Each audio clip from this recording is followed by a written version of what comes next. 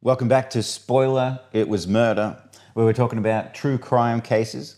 What we've been doing so far is you're talking about Canadian cases, I'm talking about Australian cases, and today we're heading back to Maple Land. We are. So we are going back to, where are we going? BC again. There's something going on in British Columbia. Okay. Because they seem to be very isolated pockets that we keep going to. It's very strange. Anyway. And this is west coast of Canada, Yeah. right? West. Yeah. So this is the story of Clifford Robert Olson Jr. and the mayhem that he ensued. Oh. So when you first start digging into the name Clifford Robert Olson Jr., you think you know what to expect. A killer? Yes, but the usual kind, impulsive, violent, broken. What you find instead is a man who spent 40 years rehearsing evil until he could perform it with a smile. Oh, geez. He was born January 1st, 1940 in Vancouver, British Columbia, the first baby of the new decade. People used to joke that he'd always make headlines. His parents, Clifford Sr. and Leona, moved to nearby Richmond, a tiny suburb of bungalows and berry fields. From the outside, it looked ordinary. Inside the house was a boy already testing limits. Classmates later remembered him as the kid who didn't blink. He'd steal lunch money, shove smaller children, and then charm the teachers with a wide-eyed innocence. One neighbor said he caught Clifford tormenting animals in the yard, tying cats by their tails, laughing while they clawed each other. Even then, cruelty was currency. By 12, he was skipping school to roam the docks, stealing tools and selling them back to the fishermen. When he was caught, he cried, promised reform, and did it again. By 15, police knew his name. Richmond was still small in those days. Every officer had seen him at least once. They called him the perpetual juvenile. He called himself too smart to get caught twice. He left school before 16, drifting through petty thefts and break-ins. In 1956, he was convicted for the first time for theft and sent to New Haven's boys' school, a reform institution that promised rehabilitation. It didn't work. Olson treated it like a classroom. He studied guards, schedules, weaknesses. He escaped, got caught, and escaped again. Each time, he learned more. By his 20s, he was in and out of federal prisons across Canada. Collins Bay, Kingston Pen, Millhaven. More than once, he was caught with homemade shivs or escape gear. He bragged that he could walk out of any facility given 3 days and a screwdriver. Wow, that's a big claim. That is a big claim. What really shaped him wasn't the confinement, it was the company. In prison, he met bank robbers, artists, killers. He listened, took notes. Where others saw punishment, he saw mentorship. He spent hours in the library reading criminology and psychology books. He studied parole board transcripts, memorized questions examiners asked, and practiced the right answers in front of a mirror. One inmate later told police Olson didn't read for pleasure, he read for strategy. Every time he was released, he promised change. Every time he went straight back to crime. But the pattern was evolving, the violence creeping closer to the surface.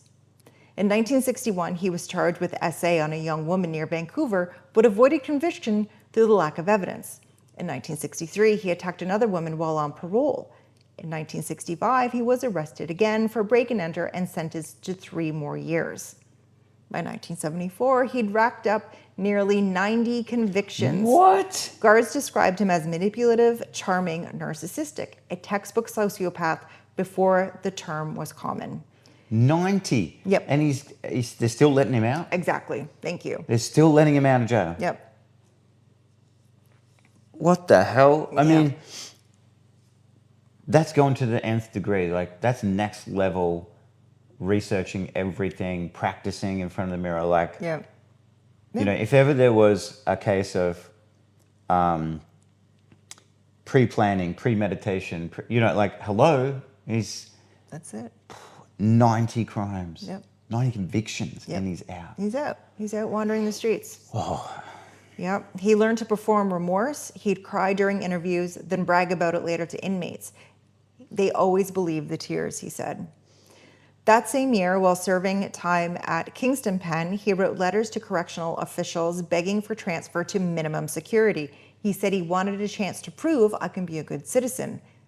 They granted it. What? Within months, he escaped. Oh my God. Did we With not this learn guy's anything? history, like, he's escaped from prisons. He's bragged about escaping. He's said he could do it in 3 days with a screwdriver. Like, oh yeah, I guess he's changed. Yeah, Like, he's a good boy now. what the hell? So he escaped. When they caught him, he laughed and he said, "You can't cage the beast." By 1978, the parole system was exhausted with him. But the law was the law. In 1980, after serving a stretch for fraud, Olson was free again. 40 years old, cocky, experienced, fluent in the language of deception. He told everyone he was turning over a new leaf. He met a woman named Joan Hale. She was shy, trusting, church-going. To her, he was polite, attentive, endlessly apologetic about his past. He said he'd been wild in youth, but wanted a family now. And she believed him. Oh no. They married that same year. For the first time, Olson looked respectable. He had a wife, a small apartment in Surrey, a baby on the way. He told neighbors he worked in construction. He told Joan he loved her, but he also told friends from prison that he'd never be broke again. The next 12 months would prove what he meant, because somewhere between the wedding and the birth of his son, Clifford Olson decided that crime itself wasn't enough. He wanted control, dominance, and fear. He wanted to make the police chase for him. When the first child went missing in November of 1980, he was already hunting. Picture it, British Columbia, late 1980. Gray skies, damp air, kids walking home through drizzle, like just miserable, right? Gross, yeah. That's when the disappearances began. Oh, geez. November 17th, 1980, 12-year-old Christine Weller disappears from Surrey. 5 weeks later, on Christmas Day, she was found near the Fraser River, strangled and stabbed. Oh, no. The city of Surrey grieves through the holidays, but nobody yet understands that a serial killer has just started the run. Then spring of 1981 hits. April 16th, 1981, 13-year-old Colleen Degno vanishes after visiting a friend. April 22nd, 16-year-old Darren Junstrud disappears from, I can't pronounce this word, and I'm from there, Quataclem. I apologize to anyone from there. May 19th, 16-year-old Sandra Wolfsteiner fails to come home. Every case looks the same, a teenager alone, a promise of a lift, a silence afterward. Yep. By June, the province feels tension. Ada Court, just 13, disappears around the 21st while walking through Burnaby. Parents start driving their kids everywhere. Hitchhiking, once harmless, becomes unthinkable. And still the monster keeps moving. July 12, 1981, 9-year-old Simon Partington leaves home in North Vancouver to see a friend. Never arrives. July 9th, 14-year-old Judy Kozma vanishes after a trip to New Westminster Mall. Her body will be found 2 weeks later near Weaver Lake. Oh my gosh. Between those dates and the end of the month, the count climbs fast. More? Yep, July 23rd, Ray King II, he was 15. July 25th, Singram Arend, 18, a German exchange student who barely even knew Canada. July 27th, Terry Lynn Carson, she was 15. These are quick. Yep. Like, these are like days after Yeah. each other. Holy moly. And finally, July 30th, Louise Chartrand, 17, walking home from Maple Ridge Restaurant, never making it through the front door. 11 children in 9 months. Now, during all of this, Clifford Olson is living a picture-perfect life. He's married to Joan, his soft-spoken new wife. She's pregnant, excited, and completely unaware that the man beside her is killing kids. He tells her he's doing construction jobs. He tells neighbor he's trying to stay on the straight and narrow. He even volunteers for small handyman work around the complex, the friendly tenant who waves from his car. But that car, the silver Chevy Camaro, is a moving crime scene. At night, after Joan goes to bed, he drives. He cruises the roads to cut through Surrey, Chilliwack, and I can't say that word for whatever reason. Anyway, the same place he was before. He watches bus stops and parking lots, scanning for anyone young, alone, and a little bit desperate. He carries beer in the car, sometimes a few dollars in cash. He smiles. He offers a lift, or he says he's got a job that pays cash. Once the car door closes, he is in charge. He keeps trophies, rings, trinkets, small things to remind him he's smarter than everyone else. Wow. By July 1981, police start seeing the pattern. After Jody Kozma's body is found, evidence points to a vehicle like Olson's. RCMP officers put him under 24-hour surveillance. He is so known in and around the area. Well, I mean, 90 convictions before all Yeah. this, and then all of a sudden, you know, tens of kids go missing, all very, very quickly. Like, and you just got out. and he just got out, like, Yeah. far out. Yeah. So they follow him everywhere. Shopping trips, errands, even drives to wilderness. He seems to know he's being watched and taunts them by doing nothing illegal. Then on the night of July 30th, when Louis Chartrand disappears, they see him turn off into a dark logging road near Maple Ridge. They record the location, unsure whether to move in. By the time they decide, he's gone. 2 days later, Louise's parents report her missing. Oh, The RCMP realize they can't wait any longer. On August 12, 1981, near Aldergrove, Olson slows beside another teenage girl, leans across the seat and offers her a ride. What he doesn't know is that an unmarked RCMP car is right behind him. Within seconds, they close in from both sides. The arrest is silent, fast, and final. Inside the Camaro, police find rope, duct tape, liquor bottles, map dotted with red dots, and jewelry belonging to the missing kids. Oh my, in the car? In the car. When they question him, he grins. You'll never find them unless I tell you. Oh, shit. This is what he wanted all along. Like, as in this whole cat and mouse game. He said before he wanted them to play, you know, like trying to catch him. Yeah, playing chasey. Mm-hmm. So this wasn't a boast, it was an offer. And suddenly, everyone in that room understands they're dealing with a man who's going to sell them the truth. The RCMP already suspected him of at least half a dozen murders. They had maps, trinkets, bits of physical evidence, but no bodies and no chance of finding them without the help. Olson knew the value of information better than anyone. He'd spent 20 years studying how to barter with power. Mm-hmm. For days, senior investigators argued about what to do. Could they, should they, pay a man for details of his own crimes? Every minute they waited, 11 families remained in limbo and unable to bury their children. Unable to even find them. Yeah, like not even know what happened. Nothing. He's playing this little game. Yeah. Meanwhile, people are actually just broken. Yeah. By late August, a deal was struck. It would become one of the most infamous legal bargains in Canadian history. The Attorney General of British Columbia approved a payment of $100,000 to be placed in a trust for his wife and his child. In return, Olson would give the exact locations of all remaining victims, $10,000 per person. What?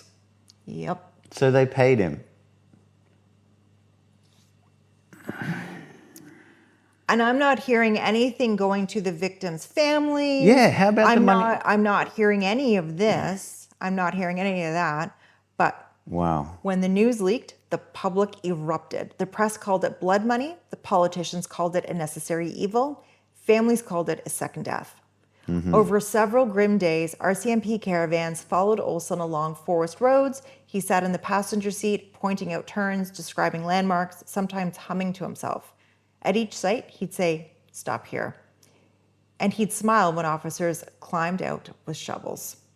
One investigator later told reporters he treated it like a field trip. He was proud. By the end of the week, all 11 victims had been located. Olson had delivered what he promised, and Canada had paid a killer for the truth. Wow. In 1982, he stood before the Supreme Court of British Columbia. The courtroom was packed, families in the first rows, reporters lining the back. When the clerk asked for his plea, he said guilty 11 times. The judge sentenced him to 11 concurrent life sentences, the maximum penalty Canada allowed. Mm-hmm.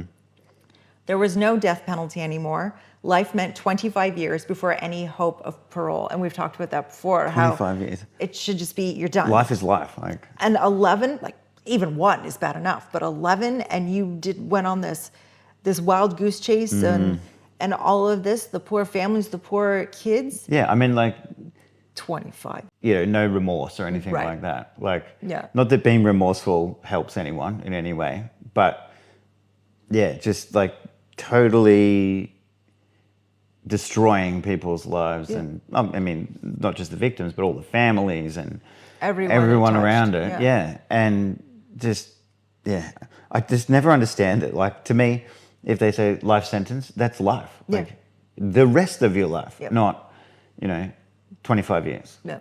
It's strange. Outside the courthouse, Sharon Rosenfeld, whose son Darren had been among the victims, faced the microphones. Her voice didn't shake when she said, "We came here for justice, not for money." Olson, handcuffed and smirking, looked straight at the cameras. He seemed almost pleased with himself, as if confession had only raised his market value. From prison, he wrote letters to reporters, criminologists, even police officers. He called himself Canada's most studied killer.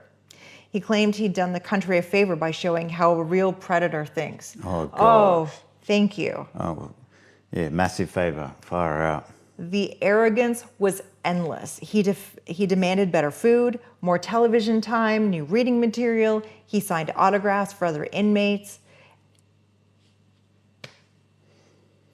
He wants better food. The families want their children back. Yeah.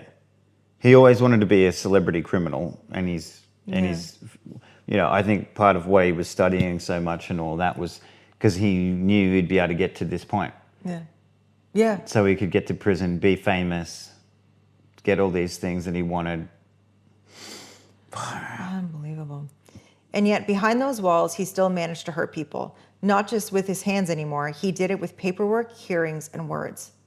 After the sentencing, you think it'd finally be over. 11 guilty pleas, 11 life sentences, but Clifford Olson never stopped performing. From inside his cell, he kept writing letters to journalists, to criminology professors, even to the families of the victims. Oh my God. He called himself What? he called himself a living case study. He sent boastful essays to newspapers predicting that someday they'll teach my file in schools. He was right about one thing, they still do, but not for the reason he imagined. By the early 1990s, most Canadians had tried to forget his name. Then, in 1997, he forced it right back into the news. Under Canada's Faint Hope Clause, lifers could request a parole eligibility review after 15 years.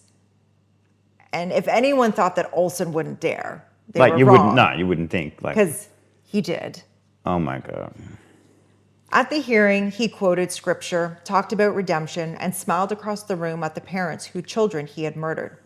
We've watched footage from that day. He looked like a man auditioning for sympathy. The parole board called him a clear and present danger to society. They denied his request, but the damage was done. The families had to relive every detail. And I think he knew it was going to be denied. He just wanted to go and do that. Yep.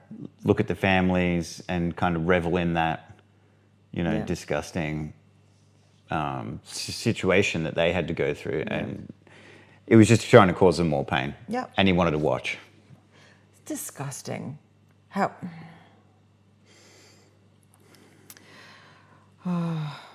So the families had to relive every detail, and they would have to do it again and again because he applied once more in 2006 and again in 2010. Each time he claimed he had found God, each time the family sat through it shaking just to make sure the board said no. At the final hearing, when asked if he felt remorse, he leaned toward the microphone and said, "Remorse is for the weak." Then came the next scandal. It just doesn't. Another one? Yeah, What? just doesn't end with this. There's more? Guy. In 2010, a reporter uncovered that Clifford Olson, Canada's most notorious serial killer, was receiving old age security and guaranteed income supplement payments from taxpayers, roughly $1,200 a month. What? People were furious. What? He got the 100K first, and now he's getting Yep. $1,200 a week. Yep. And the headlines were Olson is still cashing in. Within months, Parliament passed Bill C-31, cutting pensions for federal inmates. Even from prison, he had managed to change national law. By 2011, time had finally done what justice could not. He was 71 and dying of cancer. Thank God. Thank God. Don't wish that on people usually, but in this case, Yep. Thank you. So he's dying of cancer at the Archambault Institution, a maximum security facility in St. Anne's, Quebec. It's a beautiful place, by the way. He spent his, not the prison, but the actual place, St. Anne's. I was going to say, what was your term, 5 to 10? Yeah, they have a beautiful spa out there, actually. Beautiful spa. Anyway, Okay. he spent his final months the same way he lived, demanding attention. He filed a complaint about the noise in the medical my ward. gosh. Like, Yeah, who cares? yeah.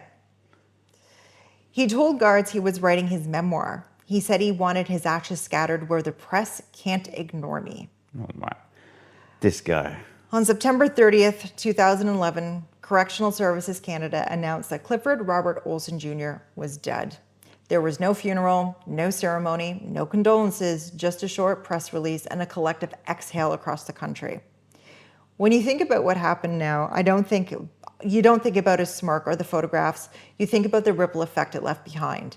Because what he exposed wasn't only the darkness inside himself, it was the fragility of a system built on rehabilitation and trust.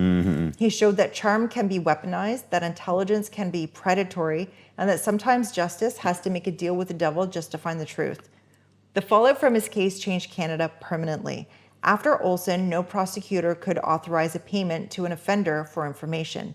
Parole rules for serial killers were rewritten. Victims' rights, long ignored, became part of every national justice debate. But those reforms can't change what came before. Christine, Colleen, Darren, Sandra, Ada, Simon, Judy, Ray, Singren, Terry, Lewis, 11 names, 11 lives that never grew past adolescence. Clifford Olson is gone, but the questions he forced his country to face still stand. How do you balance justice with ethics? How does information become ransom? And how much is the truth worth when you have to buy it from a monster? There's no tidy ending. There is just the lesson he left behind. Sometimes to catch the devil, you have to look him straight in the eye and pray you never forget what you see there. Wow. An absolute monster. Right. And this guy, so, like, despicable, obviously, and just horrific things that he did to affecting so many people. But it seems as though he decided when he was young that this is what he wanted to do. And it's, obviously it's disgusting and it's tragic and all those things. But he did it. Like, he did what he set out to do. Sadly. In the beginning. Yeah, sadly. And studied all of that law and all this and all that. And he kind of did everything that he was planning to do. Yeah. And I mean, I get that the police, like, it's frustrating to have to, and it seems wrong to be paying him money, but he was never going to tell. No. And those families would never have had No. the closure of the burials and all of that. They could have done a switcheroo and said, oh, by the by, in the fine print, it said, haha, we're actually giving this money to the family. Yeah. Like the money could have gone to the families instead of Yeah, his. they could have. His wife and kid didn't do anything. Like they didn't do anything wrong. They could have tricked him in some way. Yeah. Yeah, 'Cause like that. That would have not changed anything, but at least not make it so dirty. Like it just feels dirty. Oh yeah, it totally does. I mean, giving anyone like that anything that they want, it's just, yeah. And then for him to get his old age too, his pension. Yeah. Unbelievable. Well, and just the fact that, like, these kids, they were all under 20, most of them under 18, like, they never got to live any of their lives. They never even got a chance. Well, and he got to go to 70 and got nice stuff in prison, whatever, this and that. Yeah. Got to revel in his parole hearings. They should have never even let him have the parole hearings. No. They should have just denied it. Because at that point, you're not needing to give him, you're not needing him to try and find any more bodies or anything. Right. Like, just special circumstances. Yeah, because I'm not 100% sure how it works. I don't think they can deny it because Yeah, Bernardo probably keeps not. going up for Yeah. his as well. It's like, no one wants you out, dude. Yeah. You're fine exactly where you are. Well, I mean, I get that they can't do that, and I also understand why the families would go and put themselves through that, Yep. because their statements would have such an impact on him not getting let out that they need to go and make sure he stays in there. But geez, it's horrific for him to go through that every time. Wow. Imagine being so far up your own ass that you just think you're the bee's knees. Yeah. And no, I mean, just no care, obviously, for anything. Yeah. Yeah. Oh, unbelievable. Anyway, so good riddance to Wow. him. Well, And it was horrible. That's like it's terrible, as they all are, but like fascinating as well. So, like, in a sense of how early on he decided he was going to do these things, and how calculated he was about it. Yep. Wow. Yeah, he spoke it into existence, that's for sure. Anyway. Well, thank you. You're welcome. And I guess that's it. That's all. We'll see you all next time.